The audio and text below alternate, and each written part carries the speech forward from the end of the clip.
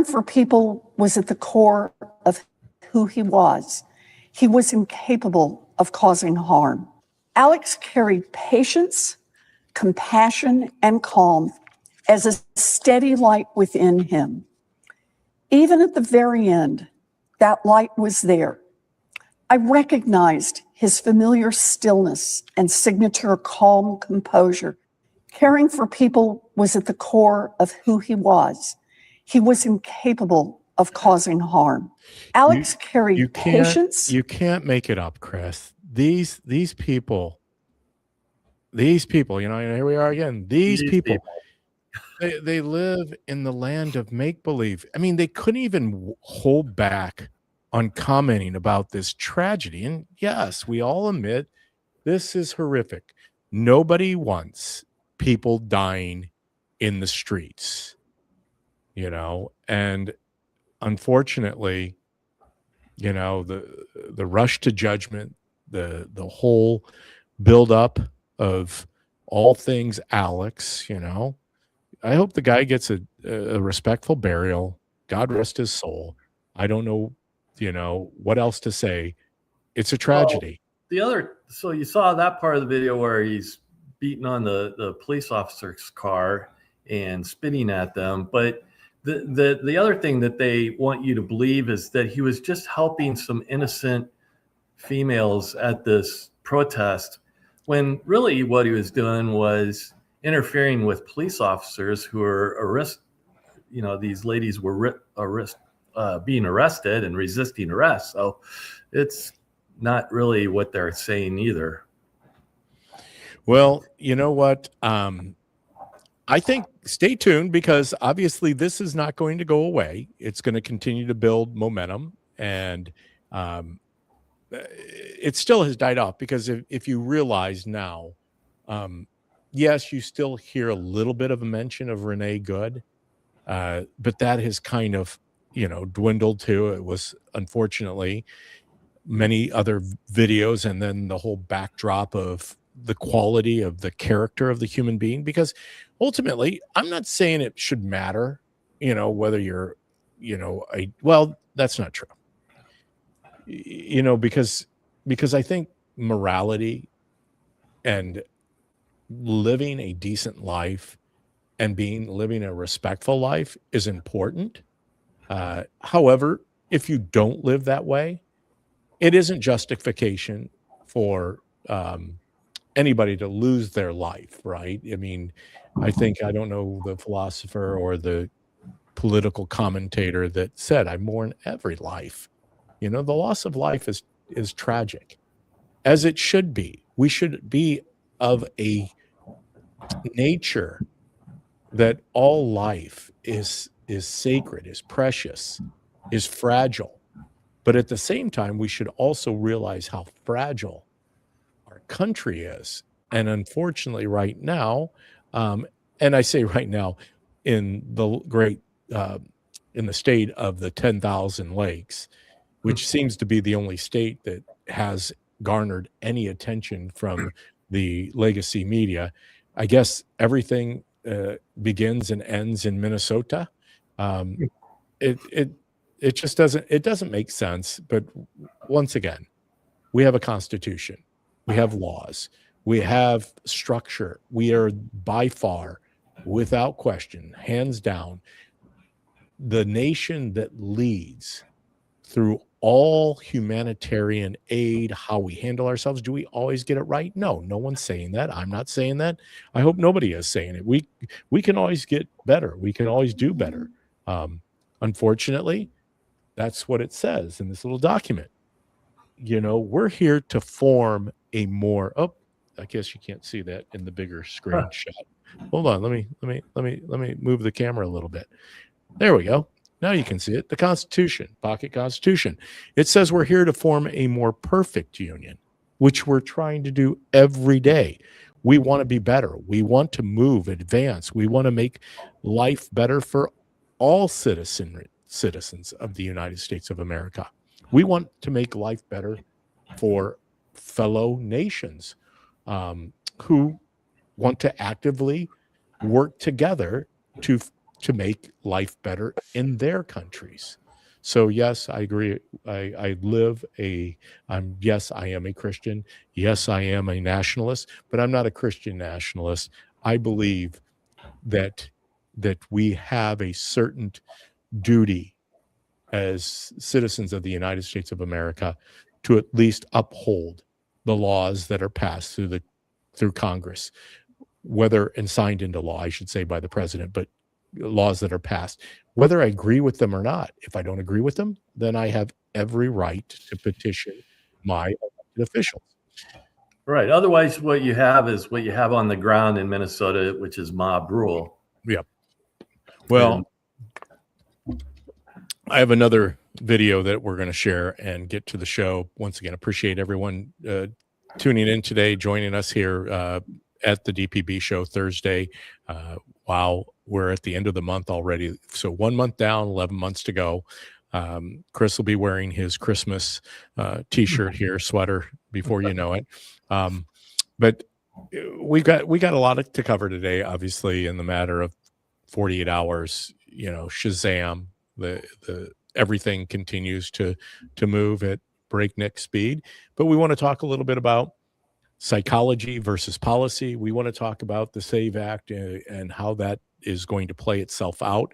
If you're not familiar with the SAVE Act, it's basically requiring the Senate's going to push it through, requiring U.S. verification of U.S. citizenship and photo ID in order to vote. We now know that anybody that doesn't want voter ID and proof of citizenship is just wanting to cheat.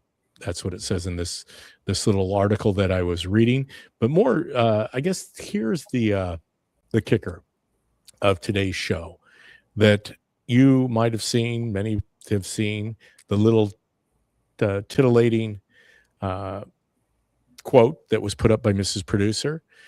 It says, is the single greatest crime ever perpetrated against the American people?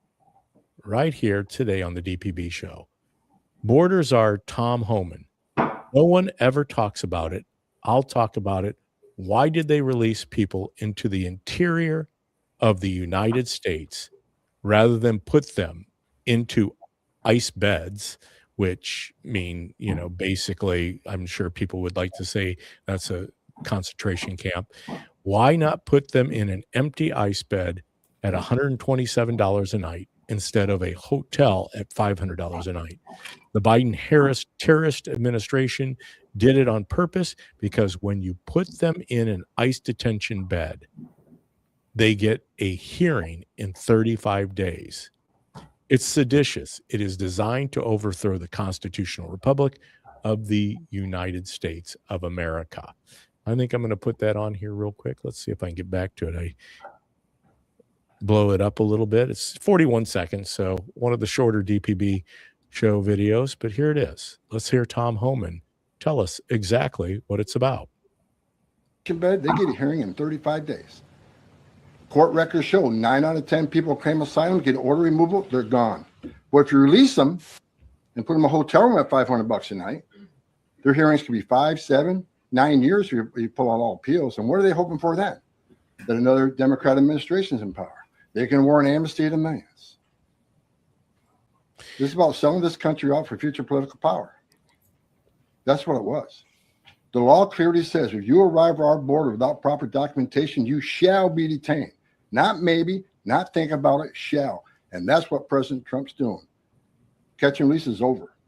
That's what the law says, and that's what we've done. Bed, they get a hearing in 35 days. 35 days. Court records show 9 out of 10 people.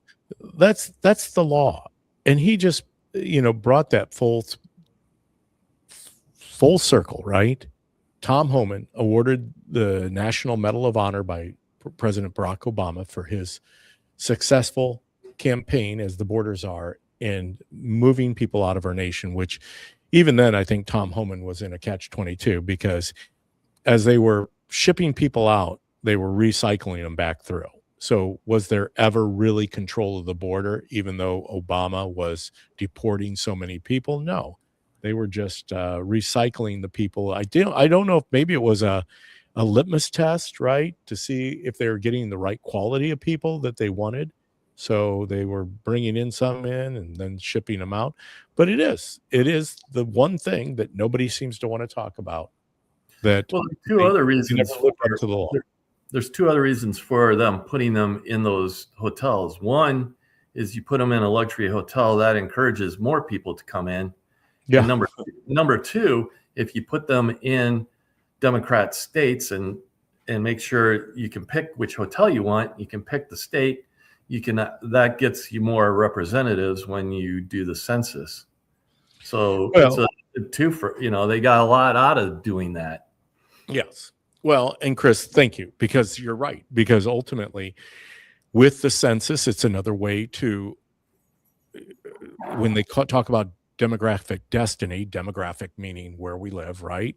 And destiny meaning they had an issue that was reoccurring over a couple, two presidential, actually three presidential cycles, right? They found out quickly that they weren't performing well in the bellwether counties and in the states that basically, at the end of the day, 5 to 7 states will decide the election based on where things currently are at. They call them the swing states. And the swing states really is where they tried to go into. And also, they tried to maneuver this into those bellwether counties to think that if they can shift votes in one county in a state, that they could possibly flip that state. So they were very strategic and surgical about how they brought these people in, where they placed them. Of course, sanctuary cities were the place that, was fertile ground. It was also a place where they could try to hide their activities in these luxury hotels, providing a plethora of different services that you and I, Chris, we can't get. I mean, we're not getting the amount of money that some of these folks are getting. Well, what's even more concerning to me, and Tom Homan pointed this out in his press conference today, was imagine that there's 2 million people that rather than subject themselves to processing and going to a luxury hotel and getting all these other benefits, decided that they'd rather sneak around that process and not be their getaways. 2 million getaways. Why did they want to get away and not get a luxury hotel room and all the other benefits along with it? They have to have some baggage that makes it worthwhile for them to escape that scrutiny. And that's the scary part. 2 million people that we have no idea what they're here to do, what their connections are to foreign countries or cartels or other criminal activities. That's pretty shocking, actually. Well, there is no vetting, and we know that. It was an open border policy. It's exactly what they want to continue to try to do. And ultimately that's what they're fighting for right now, is because they find themselves at odds. I mean, the midterms are coming up, and we talked about that on Tuesday's show. But there's a lot happening. I know there's plenty of my associates or acquaintances who are calling me up, like, because they're getting pressure from their family, because their family is, fighting, and, things are happening, which gets back to this video that Chris and I shared together, which is Mark Halprin. And I don't have the video. Well, let's see. Maybe I can get that video up. I want to play this because I think this is so important. This is in the Wayback Machine. We're going to go back for a minute, and it's fascinating that this was being said almost, well, not quite 2 years ago, but a year and a half ago. Mark Halpern, and you've heard me mention this over and over again. Mark Halpern is not a person who is favorable to President Donald J. Trump. In fact, to quite opposite of that, he's more of a Democrat consultant, operative. And he went on Tucker Carlson back in October of 2024, actually October 16th to be concise. And he told Tucker something. I'm only going to play 2 minutes. This is a 20-minute clip. But this is Halpern talking about Trump's victory. and how it would spark the worst mental health crisis in the history. That's a big word, in the history of our country. It's probably going to have to be play a commercial first. Let's see what happens here. No, maybe yes. Is it going to have me play the commercial? No, it's wanting to open up its own. Let's see if I can play it right from where it sits. Nope, it's going to make me open up my own little page, and we might have to go through a commercial break here. Yeah. Can I mute it? I don't know. Skip that. There we go.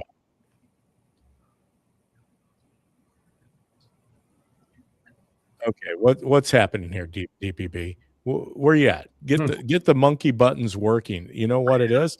I need to get off of this screen and put up another screen because it opened up through Real Clear Politics. I want to make sure that we give credit where credit's due. Real Clear Politics is the one who did this article. I actually Googled it, and I've meant to share that over and over again because I do refer to it often.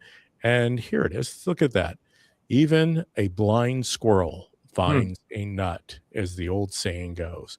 But here is, like I said, Tucker Carlson, Mark Halperin, Democrat. A lot of Democrats, maybe the majority, believe that Trump becoming president again is the worst thing that ever could happen. So how do they respond to that? I say this not flippantly. I think it will be the cause of the greatest mental health crisis in the history of the country. I think tens of millions of people will question their connection to the nation, their connection to other human beings, their connection to their vision of what their future for them and their children could be like. And I think that will require an enormous amount of access to mental health professionals. I think it'll lead to trauma in the workplace. I think there'll be some degree of. Are you being serious? 100% serious. 100%. Are you being serious? Are you being serious? I think there'll be alcoholism. There'll be broken marriages. There'll be what? Yeah. What?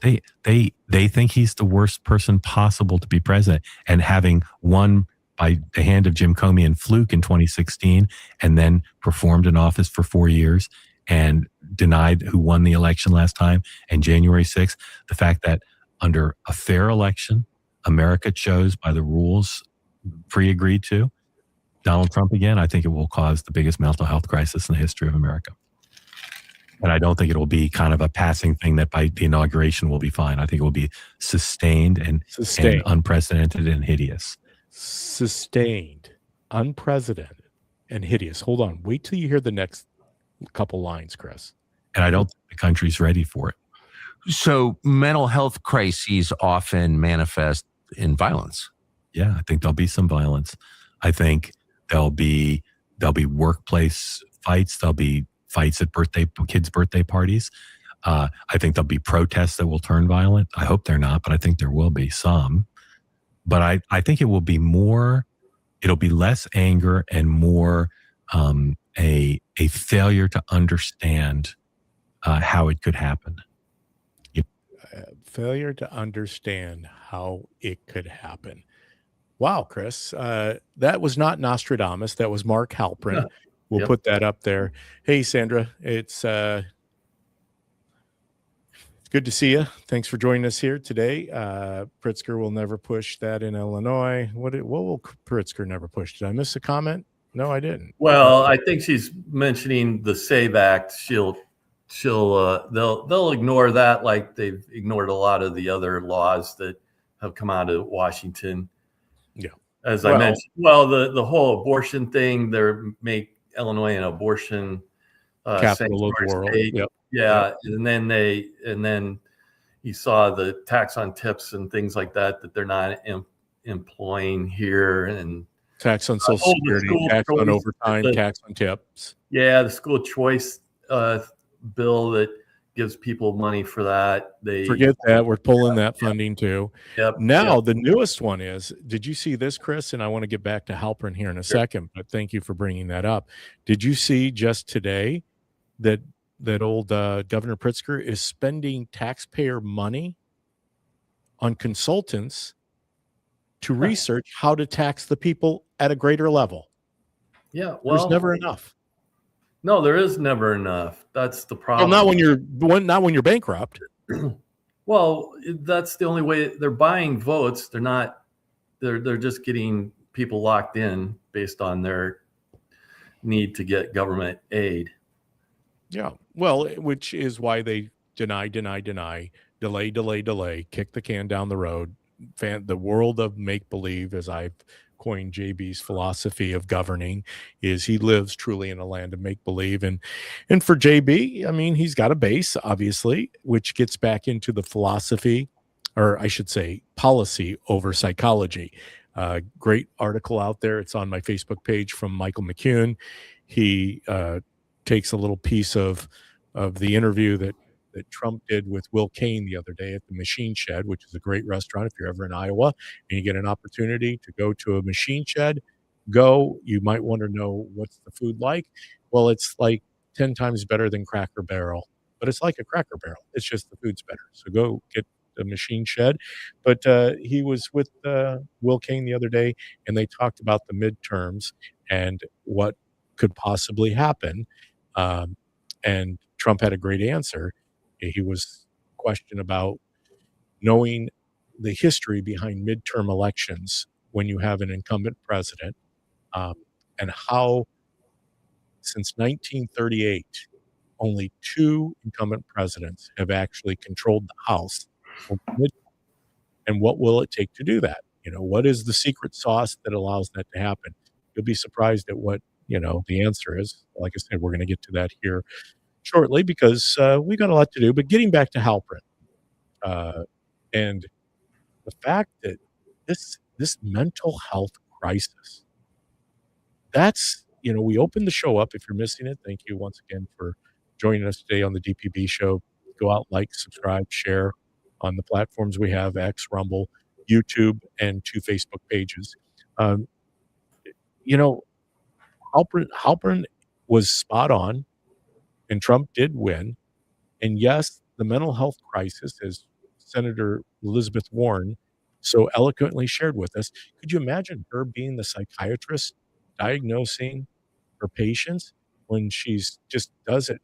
It's just a blanket response. And it's their talking points. They were given it. They had an opportunity. They know it stirs up their base. They know that it's fleeting, right? Because it's going to go away, right, Chris? There's going to be another big, crazy, catastrophic. Well, that's not necessarily true. It's kind of like the counterpunching. See, they weren't expecting that Trump was going to go into Venezuela, even though that's what they wanted to do for years and years under different administrations, whether it was Obama, Biden, Bush. Trump actually did it.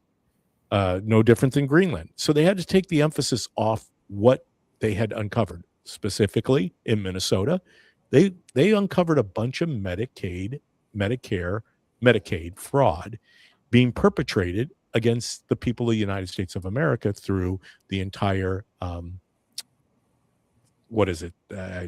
preschool, not preschool. Yeah. Well, they had the childcare. Childcare. That's right. Childcare. Thank you, Chris. But so we had this, and the number kept rising. And then they started realizing it implicated so many people within the Tim Walz administration of the state. And it implicated people like Ilhan Omar. And so everyone was kind of getting bulked into this. And then suddenly you just pull back the resources to help law enforcement. And it instantly blows up because now you don't have any cops on the street protecting the communities. And you have ICE out there trying to do their job. And suddenly you have all of these people coming from Colorado, from Missouri, all parts of the country, paid agitators, and starting this whole thing up. And once again, it is what you kind of get when you don't have control. Yeah, I think it's bigger than that. I think they're just looking for a spot that they could unleash this organization. When you look at the Snapchat, what was it? The Snapchat Signal chat. Signal chat, yeah, Signal chat that they were doing, and how organized it was, and it's clearly done to damage the United States in general. And I think they just found some useful idiots that were scurrying for cover with the fraud charges, as well as the spot where they knew that it would ignite because they saw it happen under George Floyd. So they knew it was a spot where the fuel is there, the spark is there, the politics are there to look the other way. So it was a perfect spot for them to implement their plan. Oh, hold on. I'm sorry. My video started running. Apologize, Chris. That sometimes I hit the buttons too quick, Chris. Because Mrs. Producer said, you probably wondered. Yeah. I haven't been referring to Mrs. Producer lately, but Mrs. Producer has a lot on her plate right now. Not only does she have me, which in of itself is a lot to manage. Yours truly, DPB. But she has a whole plethora of other things that she's really getting behind and pouring her heart into. And she said, really, you got a handle on it. You do the comment sections, you can pull things up. And now you have Chris, you can toss it to Chris while you're trying to load your next video. I said, you're right. And she goes, and really, I don't load your videos for you. Now, on occasion, you might ask me to pull up some content and and I just try to do my best to figure out what you're talking about. I said, hey, hey, you can't say that on air, on live action. But yeah, no, it makes it much easier to have you here, Chris. Obviously, I know that our guest and many of them I've spoken with on the streets as a roving reporter. I'm not quite Nick Shirley, but I'm hoping someday, or Jack O'Keefe, which I watched Jack O'Keefe the other day. Some of these people are going into the lion's den. Oh man, it's dangerous. It is dangerous. They talk about how ICE is a bunch of Nazis and don't care about people's lives, but you go into those crowds, you are taking your life in your own hands.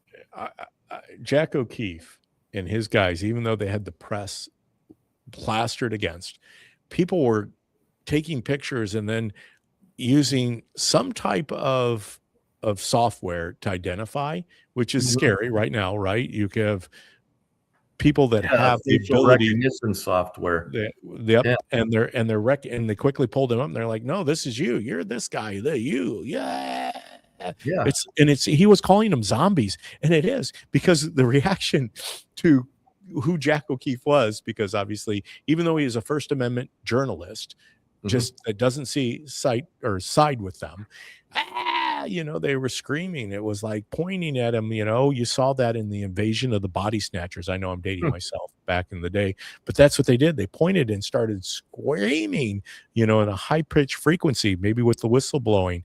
But no, I don't know how anybody would open themselves up without having an armed battalion, and facing off on these people. If the police aren't there, I'm not interested in being there. Obviously, I'm not going to encumber or hinder the law enforcement from doing their job, especially the federal law enforcement. But speaking of that, here's one of my little favorite people that I have been following now. And hold on, let me make sure I get her name, because I always like to give credit where credit's due. Naisha Lorraine. Naisha. And she's become one of my favorite little commentators because she does a great job of explaining things in a very succinct way. She already covered the Renee Good. Now she didn't realize she's going to have to come back and cover the Alex Preddy debacle in death, and tragic death as it is. So here she goes. To see yet another tragedy in Minnesota so soon after Renee Good. These reactions have been interesting, to say the least, but there's something that almost nobody seems to be focusing on. Everybody keeps debating, was Alex in the wrong or was ICE in the wrong? But why are we talking more about Minnesota's sanctuary policies? Because those policies are why this enforcement ended up in the streets instead of being handled quietly and safely. ICE agents in Minneapolis were attempting to arrest Jose Huerta Chuma, an undocumented immigrant from Ecuador with a criminal record that includes domestic assault involving intentional bodily harm, disorderly conduct, and driving without a valid license. Those charges mean he'd already been arrested by Minnesota law enforcement. So under previous administrations, when somebody undocumented with a criminal record was already in custody, local police often coordinated with ICE to allow a controlled transfer in a jail quietly and safely. That's not happening now. Under current Minnesota policies, law enforcement can't share information or coordinate custody transfers. They can't cooperate. And when cooperation stops, ICE's missions don't disappear. They are pushed into public spaces. That is where things turn dangerous. It becomes a spectacle, a public hunt. But this isn't the Hunger Games, it's human life. And if you're outraged by the lack of dignity for immigrants, it should alarm you that Governor Walz condemns chaos publicly while maintaining the policies that create it. So the questions here are simple. Why block tools that reduce street confrontations? Why discourage cooperation that makes enforcement quieter and safer? And why keep acting shocked by the chaos that predictably follows? Now layer in the rhetoric. When Governor Tim Walz and Mayor Frey frame ICE like the Gestapo, that doesn't just signal disagreement, it legitimizes interference. It pulls people into the streets and it escalates situations that never needed to happen in the first place. Meanwhile, all of this chaos dominates the headlines. And while everyone argues about Trump and ICE and the confrontation itself, no one is talking about the fraud, waste, or abuse already under scrutiny. So this isn't just about one protest or arrest or tragedy. It's about leadership choices that push enforcement into chaos, put Minnesotans at risk, and keep attention exactly where it's most useful, anywhere but on the failures behind the curtains. Which brings me to two questions that I cannot seem to shake. First, would the protest that ended Alex's life even have happened if during a prior arrest, Jose Chuma had been peacefully transferred in custody instead of forcing a street encounter? And number two, is Governor Walz acting out of concern for Minnesotans, or is he leading them into chaos in a way that conveniently distracts from the leadership failures in his own state? I'm just asking questions because when leadership blocks cooperation and fuels hostility and then acts shocked when things explode, it stops looking accidental. And I mean, it's not like Minnesota is known for billions in verified fraud or anything. Nothing to see here. Nothing to see here. Yeah.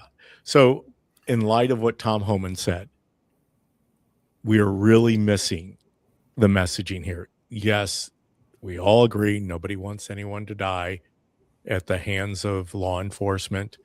We don't want to see people in the streets acting a fool and encumbering.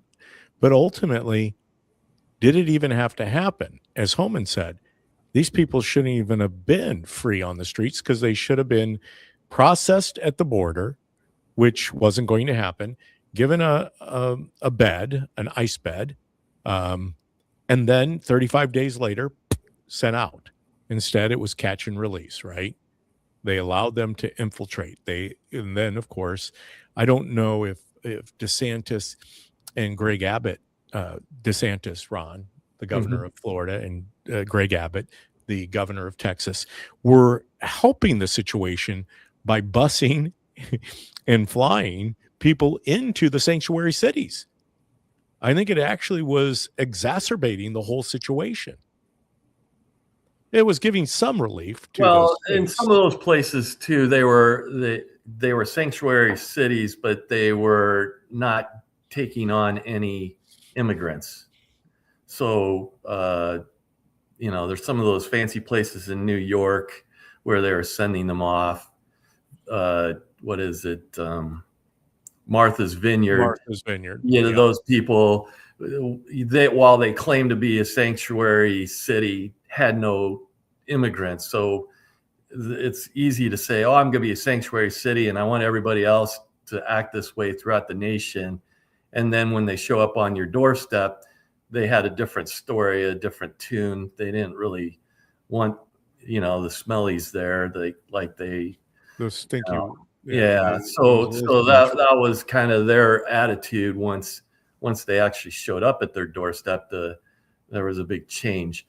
The other thing that I noticed on that video, and I'm kind of questioning, is if the state has passed a law to make themselves a sanctuary state, and there's rules about whether the police can interact with ICE and Border Patrol, can Walz or Ellison just say, hey, ignore the state laws?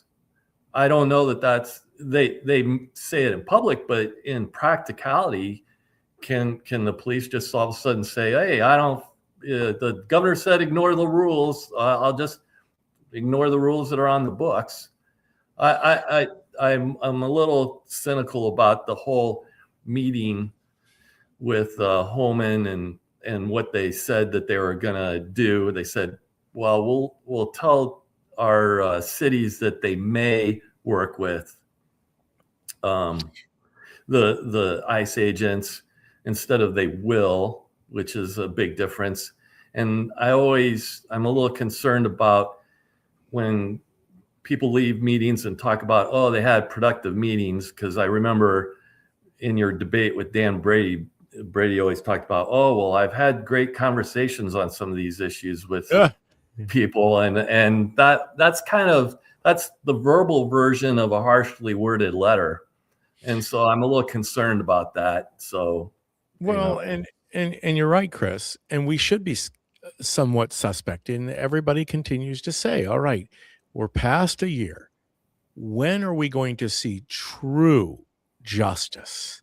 When are we going to see the people at the highest levels? Because ultimately, and maybe it's just positioning and posturing for Trump, and maybe there's a lot to come, but and maybe he's just banking that he's going to have the House and the Senate for all 4 years and parlay that into even 8 to 12 years if indeed we elect a Republican conservative president in 2028. And so I think he's going long. I think that's why he's approaching it this way. And so he is somewhat subtly doing not putting forth the knockout punch, but maybe it's just this huge dragnet. I agree with you though. I would like to see more results. I think it's justified to start arresting these people. Granted, we can all publish it because ultimately the people on the left are just going to say that it's fake news, and the people on the right are going to say your reporting is fake news. And so we go back and forth, which is what she was alluded to, rather than standing on, once again, and I'm going to bring it up here in a second on a video. There's policy and there's psychology, and you can't win with the Dems right now or the radical left with policy, because ultimately they're not even following the Constitution. They're following their emotions. And I think that's a big part of it. In fact, I'll tell you who says it best. One of my favorite commentators or entertainers, I don't know what you call him, he's either an entertainer or a commentator, is Greg Gutfeld. And Greg, we'll call him an infotainer. What's that? We'll call him an infotainer. An infotainer. And he does a very good job. In fact, Eric Doherty, if you don't follow Eric on X, go out there and follow him. He also, let's see who else. Oh, MJ Truth Ultra also covered it. But hearing Greg Gutfeld do a mic drop, as it says, there are different people. There are people who, when they hear an awful crime, when Molly Tibbetts is murdered by an illegal, they think of their wife, they think of their kids, they think of their sister, they think of their mother. This gets back to the psychology versus policy. What do Democrats think about?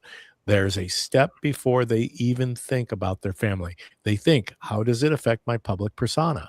How does it affect my potential politically? How do I deal with this so that I get instant gratification and empathy?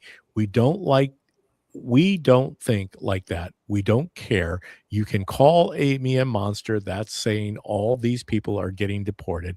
I don't care. I don't care about any of the performance anymore, Jessica. It's done. Of course, he's talking to Jessica Turloff, who's one of the co-hosts on The Five. It's done. And you know what? Neither does Trump. People are voting for the law. They want the law. If you want to cry about the murderers and rapists, do it on your own time. That was Greg Gutfeld. I could play the video I think that this next video is Gutfeld. Well, it's a little longer, so I'm not gonna play that. He goes on to Fox News has a very good problem, and his name is Greg Gutfeld. We had countless deaths by illegals, and you didn't say SHIT. He is quickly becoming the absolute best Fox, and he is. I mean, if you are not catching Gutfeld, he is just laying it out. In fact, since this is 55 seconds, I will play it. Things. You never explain your own ignorance. Why is there so much violence in Minneapolis and not in Texas? Well, see, there are different people. There are people who, when they hear an awful crime, when Molly Tibbetts is murdered, they think of their wife, they think of their kids, they think of their sister, they think of their mother. What do Democrats think about?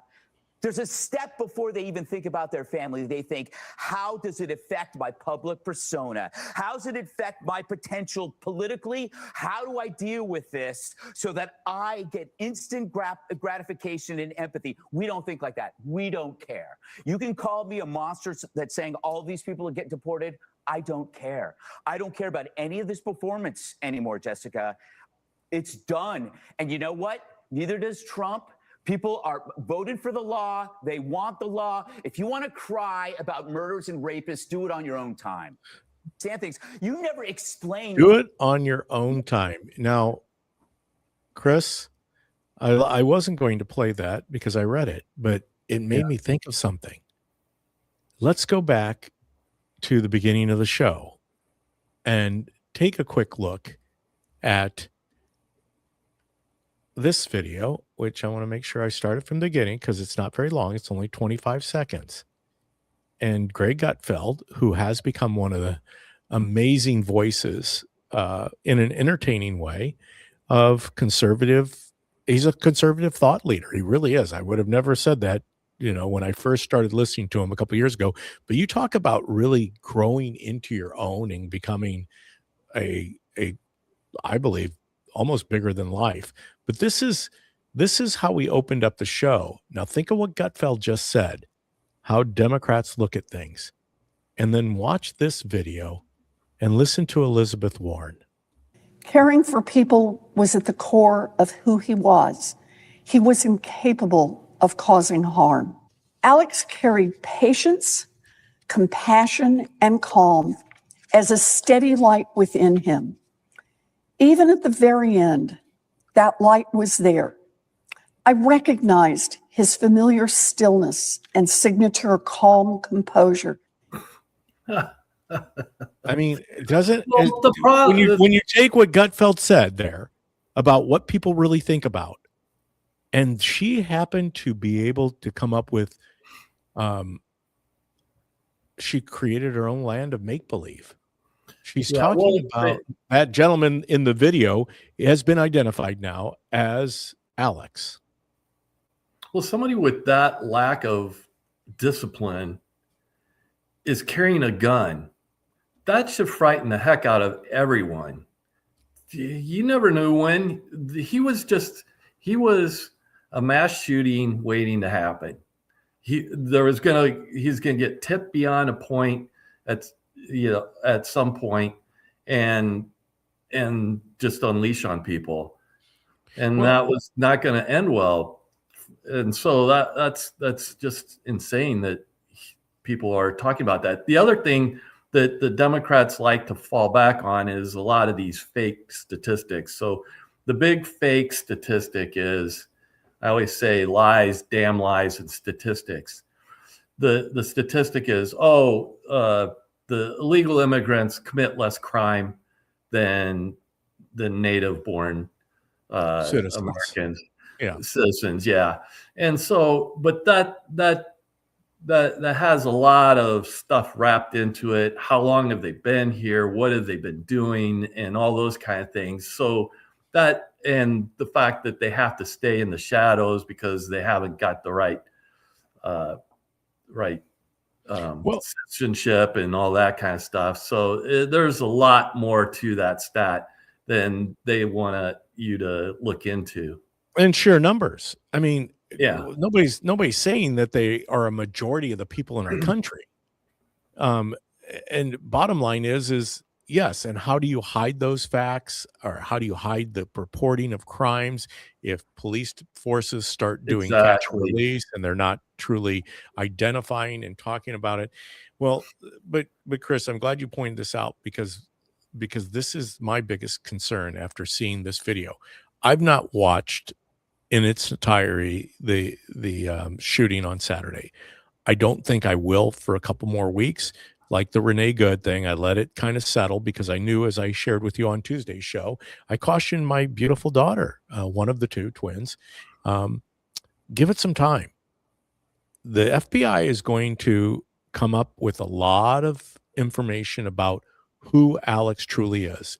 And of course, if you listen to Elizabeth Warren, it's a much different person than this individual, this is the same video from a different angle. And if you watch his body and you watch how he acts here, this is 17 years. Look at you! Pepper spray, bitch! Fucking insult me, motherfucker! He's not wishing people a good day in this video. He's spitting. Yeah. As you said, Chris, this guy is, you talk about a TNT. Yeah. The fuse is already been lit. And some people say in that one of those videos of this episode, this encounter with law enforcement, this obstruction, just a week before he was killed, that some people say in the video, when he takes off his jacket after he kind of resists, the police wanted to get him off of the road because he now is starting to damage federal property owned by you and I, the taxpayer. They want to get him off the road. When he gets his jacket off, some people, it appears, says that he was carrying that day, which we know evidence shows us he was carrying the day that he was killed. And if he was carrying that day, and you can see it in his waistband, is what people are saying. I've seen some shots of it, and I don't know if he was or not. I'm not making that claim.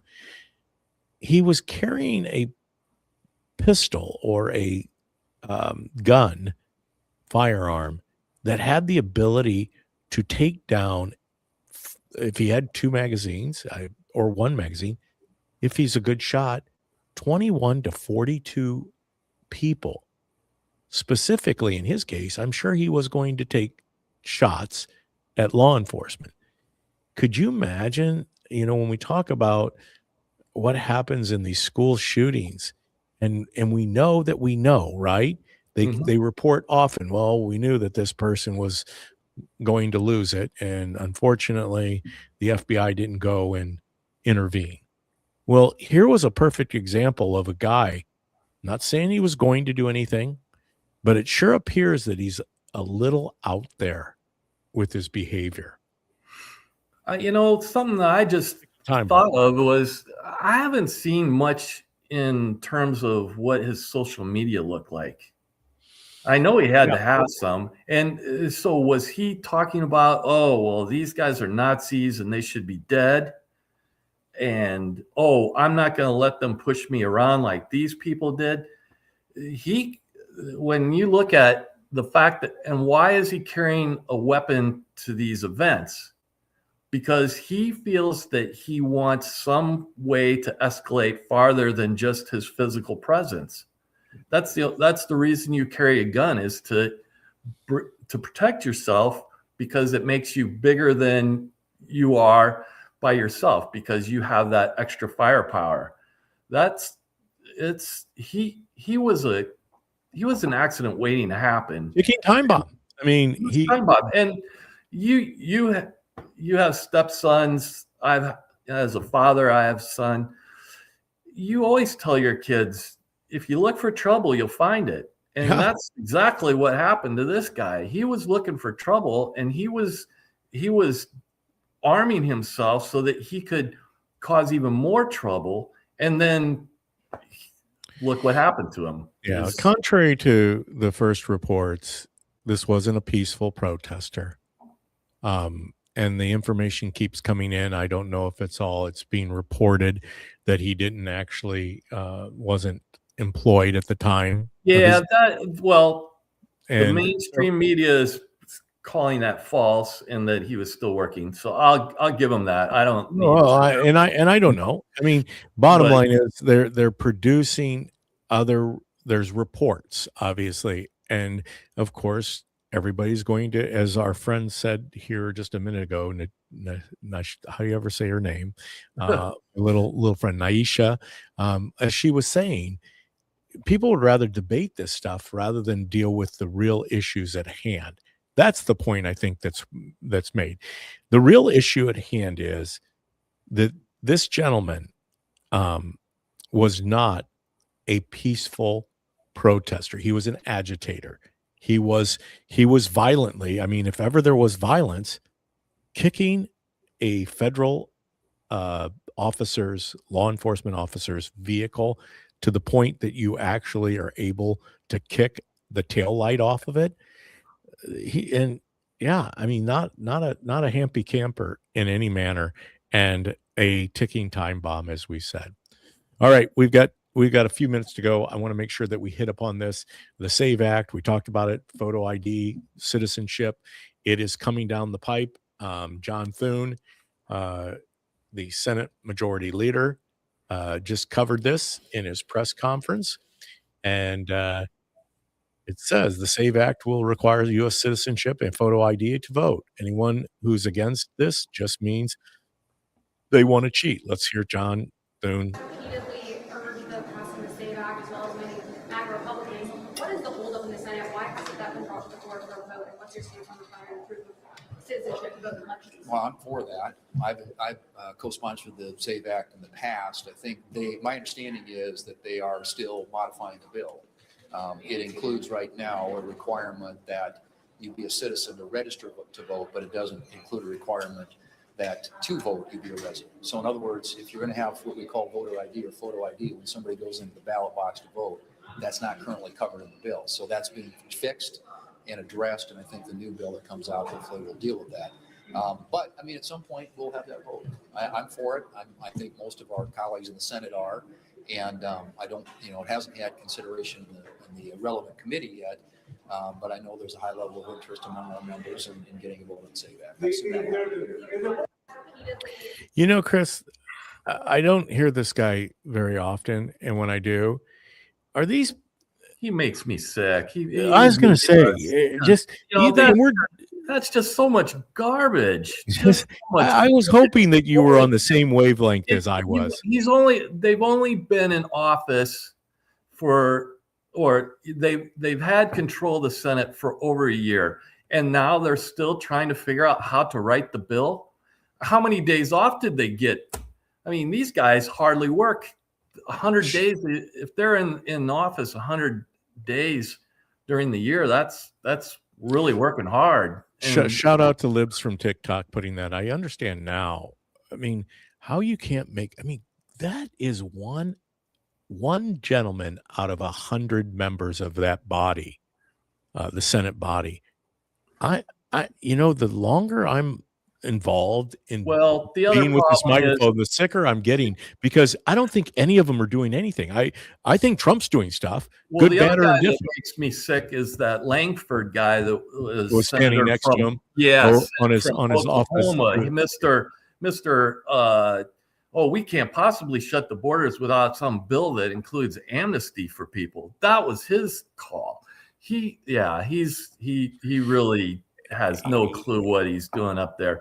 And the other problem here is that they care more about the Senate. They're institutionalists. They care more about the Senate and the propriety of the Senate than they do about what their base thinks or what's good for the country.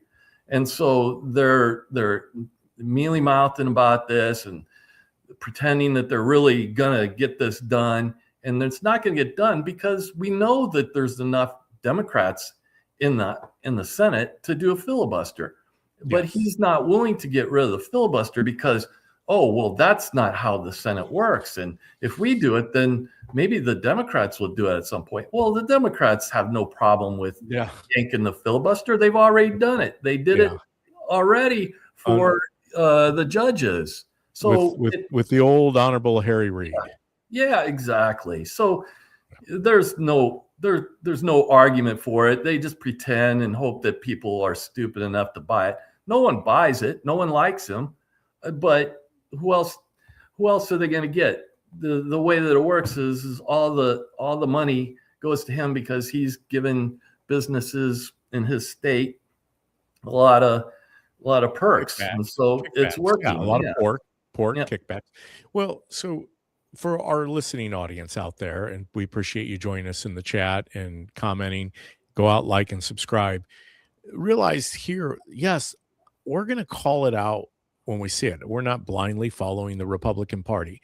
I'm not blindly following Trump either, but I'm going to tell you right now, when it comes to exposing who these people are, Trump speaks very highly of John Thune. I think part of that is posturing, because in Trump's position, as I said, this stuff doesn't impact Trump's life. It impacts a lot of people in America, but this doesn't. John Thune's decisions won't really move the needle on Trump's life. In fact, if anything, Trump does better if he leaves the presidency and continues on with his life. His family continues to do well. They're billionaires, no different than the governor of Illinois. He's a billionaire. What impact does he really have other than destroying and holding on to his psychology of his land of make-believe? But these people, all of them, and we're willing to call out all of them, whether they're Republican or Democrat, as one of my heroes, I'm going to call him that, Dan Bongino says, most Republicans are really Democrats, but no Democrats are really Republican. Now, I think Dan's going to have to recant that a little bit, because we suddenly got this guy coming on the scene named John Fetterman, who seems to be a little bit, at times, moderate. And I think there is some reasonable people out there that are going to finally say the party's going to be destroyed. Well, at the same time, there are people within the Republican Party like Chris and myself who are saying, okay, enough's enough. You guys have been in office for way too long. That's why I ran for state representative against the incumbent Dan Brady on term limits. These people need to go. They have to not be there. When people say, yeah, but we need good people in there to legislate correctly, they're not legislating. They're delay, and deny. You have the last word, Chris. Yeah, well, when you look at Cheryl Atkinson is a really great reporter, and one of the things that she's reported on is how legislation actually is written. And what she's found is that the staffers, the senators, the representatives, and their staff, nobody's writing this stuff.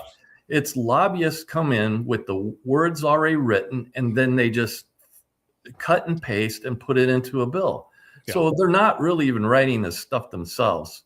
So it's really great for him to say, oh, well, the bill's still being written. Well, what, are you still looking for lobbyists to tell you what to do? Well, they're looking for bailout money, perk money. This is where we've got to change things up, and I'm hopeful that over the next 3 years we're going to see some action. Well, once again, unless you get a consensus to codify some of the legislation, or at least some of the executive orders, I should say, of Trump's, then they're just all going to be overturned someday. Now, granted, the saving grace to that is you get another Republican president in 28, which I believe we've got a good shot at, even despite not controlling the House. I don't think we're too concerned about losing the Senate at this time. But yeah, we'll be able to, if we can get some backbone amongst Republicans, which unfortunately right now we don't have a lot of Republicans with backbones. And I think that includes almost all of them. I'm even people that I really agree with, like Mike Lee, and people like that who really were strong advocates for conservative values, Chip Roy, people like that. It just doesn't, we're not getting it done. Get it done. In the immortal words of Larry the Cable Guy, get her done.